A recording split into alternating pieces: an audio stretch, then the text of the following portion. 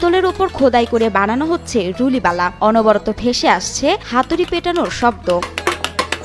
এসব রুলিবালার মূল উপাদান পিতলের পাত। ধাপে ধাপে তৈরি হওয়া এই রুলিবালা বানাতে কেউ পিতলে করছে নকশা, আবার কেউ ব্রাশ দিয়ে পরিষ্কার করে চুড়িতে দিচ্ছেন সোনার রঙের ছোঁয়া।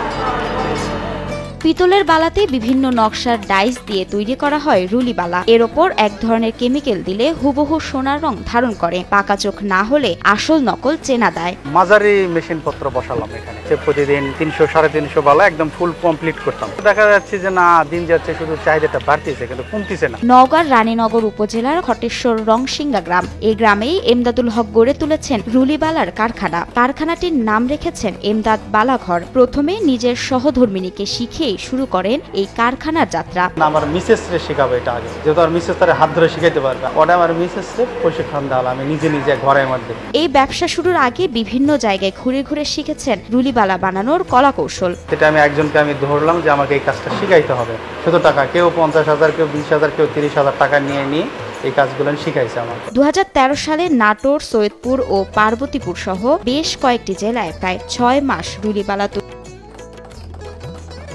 অবসর নেওয়ার পরে যে কিছু একটা করবো এরকম আমার মাথায় চিন্তা ছিল। হঠাৎ করে আসলে সোনারের এই কাজগুলো দেখে আমার মাথার মধ্যে একটা বুদ্ধি আসলো যে এরকম কিছু একটা করা যায় কিনা। এরপর নিজ বাড়িতে ১০ জন নারীকে প্রশিক্ষণ দিয়ে তাদের সাথে নিয়ে শুরু হয় এমদাদের পথ চলা। গ্রামের যে ১০ জন মহিলা ছিল নিয়ে এসে আমার বাড়িতেই উঠানের ভিতরে আমার ওয়াইফ সাথে থাকতো, আমি ওদের সাথে থাকে। ওদেরকে আমি ২০ টাকা দিন, যে সকাল ৯টায় আসবে, ১টায় চলে যাবে, আবার ৩টায় আসবে, আবার ৬টায় চলে যাবে। এদেরকে ২০ টাকা দিন দিয়ে শুধু বসে রাখছে। মোটামুটি এই ১০ জন লোক একটু একটু কাজ ধরছে।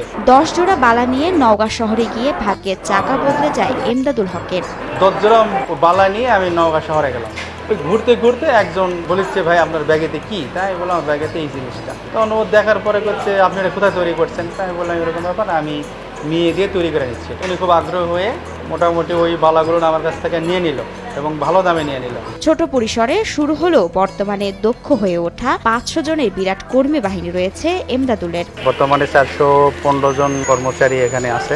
প্রতি মাসে এদের ১৫ তারিখ থেকে ১৬ তারিখের মধ্যে স্যালারি দিতে হবে। এখন শুধু রুলিবালাই নয়, এর সাথে যুক্ত হয়েছে গলার চেইন, কানের দুল, নাকফুল, লকেট সহ নানা অলংকার।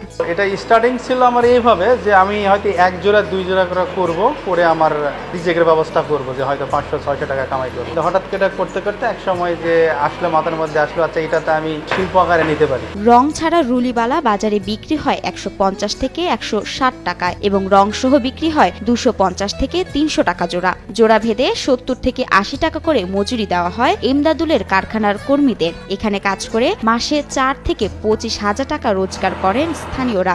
দীর্ঘ ৪ বছর ধরে এই বালার কাজ করি। এই বালার কাজ করে আমার সংসারের কিছু উপার্জন হয়। ৮,০০০, ১০,০০০ কাজের উপরে নির্ভর। কাজ বেশি হলে বেশি টাকা হয়। আমাদের ৭,০০০, ৮,০০০, ১০,০০০ থাকেই। এই টাকা দিয়ে আমার খুব উপকার হয়। আমার স্বামী মারা গেছে ১ বছর হচ্ছে। আমি সংসার চালাই এই কাজের উপর দিয়ে। এখন আমার বাচ্চাকে মানুষ করা হয়েছে, ৪টা সন্তান।